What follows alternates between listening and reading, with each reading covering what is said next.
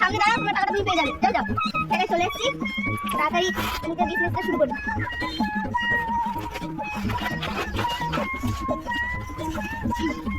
আমি আবার বসতেই পারি না।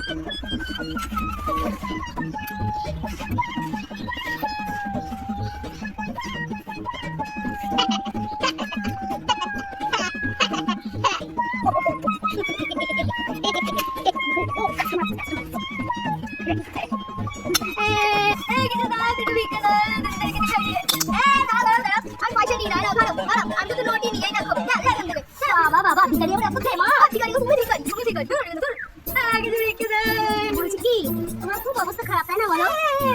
তা তোমার ছেলে মেয়ে নেই? আছে আছে, আমার মাত্র একটাই ছেলে। তা তুমি এই কাজ না করে ছেলেকে একটা কাজ করতে দিতে পারছো তো? ওরা তো আমার ছেলে ব্যাংকে চাকরি করে। ব্যাংকে চাকরি করে তুমি ভিক্ষা করতে কিসের জন্য? এটা আমার কাজ, এটা আমার কাজ, আমি আমার কাজ করতে দিই। তাই এই করেই তো আমার ছেলেকে আমি মানুষ করলাম। এই বাবা, তোমার তো সেই বুদ্ধি। দাও দাও দাও, পয়সা দাও, পয়সা দিবা কি? দিবা কি? বাবা রে বাবা রে, কিছু ভিক্ষা দাও, কিছু পয়সা দাও। আরে আমি রাখি না, আরে দাও না, আরে আমি ফটো রাখি না, শুধু কাছে রাখি না। ফোন ইউজ করি না।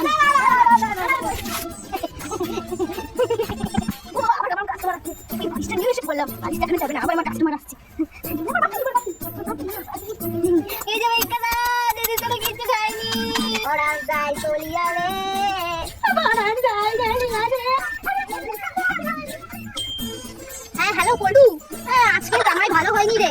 ঠিক আছে শোন, আজকে জামাই অনুযায়ী তুই কলকাতার তাজ হোটেলে আমার জন্য একটা টেবিল বুক করে দে, বুঝলি? আজকে ডিনারটা আমরা সবাই ওখানেই করবো। আজকে ভালো জামাই হয়নি। হ্যাঁ বাড়ি আসছি তো। এটা কার বাড়ি? হ্যাঁ এটা আমারই বাড়ি। ছোট তাই না, চিন্তা করবেন না, আমার বাড়ি তাড়াতাড়ি ঠিক করে দিন। আসুন আসুন, সেল সেল, পয়লা বৈশাখের সেল, ৭৫ মাসের সেল, পয়লা বৈশাখের সেল দি। সেল সেল, দেখুন কে কি নেবেন, দেখে শুনে পছন্দ করে নিয়ে যান। তোমার দোকানের শাড়িগুলো তো বেশ। আরে দিদি ভাই, শুধু কি দেখলে হবে? হ্যাঁ পছন্দ করে তো নিতে হবে। দেখুন একটা পছন্দ করলে বলুন, আমি একটু রেখে দিচ্ছি। দেখছি দেখছি, পছন্দ তো করছি, বেশ ভালোই আছে শাড়িগুলো, দেখছি দেখছি। হ্যাঁ হ্যাঁ বলুন বলুন, কোনটা নেবেন? ওই সমস্তটা দেখান তো দেখি কেমন শাড়িটা। এই তো দিন দিন, দেখুন দেখুন শাড়িটা কেমন, দেখুন প্লিজ। বাহ ভালোই তো শাড়িটা, কিন্তু কিন্তু কেমন একটা গন্ধ না ওই শাড়িতে। আরে দাদা যা মনে করেছিলাম সেরকম হবে না, একটা গন্ধ করছে শাড়িতে। নিন আরে না না না, এখন ফেরত দেওয়া যাবে না। হ্যাঁ আপনি তো শাড়িটা দেখতে দিয়েছি, আপনি তো শাড়ি ভাঁজ খুলে একদম একাকার করে দিয়েছে। এই শাড়ি কি ফেরত দেওয়া যায় নাকি? তাই আমি কিছু দিতে পারি, কিছু দিতে পারি। আমার তো পছন্দ হয়েছে বলে খুলে দেখলাম। এবার কেমন দোকানদার? বেড়ার দোকানে এসেছি আমি। দেখুন দিদি ভাই, কোন দোকানে কি করে আমাকে তো বুঝিয়ে রাখনি। আমি আপনাকে শাড়িটা দিয়েছি একটু দেখার জন্য, আপনি কি করলেন? না দেখে শুনে ভাঁজ খুলে একদম একাকার করে ফেলেন। কেন? ঠিক আছে শুনুন, শাড়িটা যখন আপনি ভাঁজ খুলে ফেলেছেন তাহলে আপনাকে কিন্তু শাড়িটা দিতে হবে। শাড়িটা নিতে হবে মানে কি?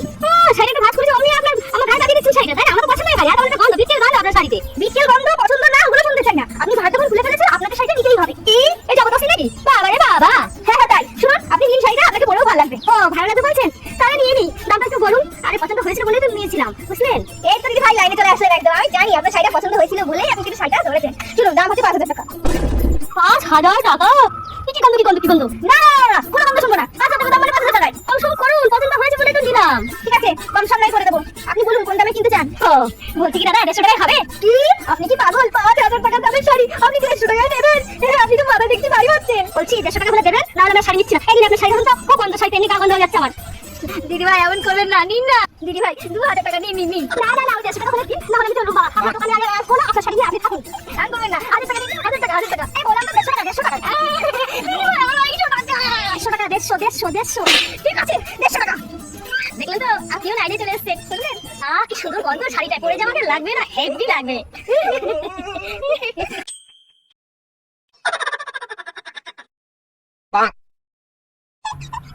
পাপড় খাবি? হ্যাঁ যা তাহলে জায়গা নিয়ে আয়। জায়গাটা ছোট হয়ে গেল না বেশি?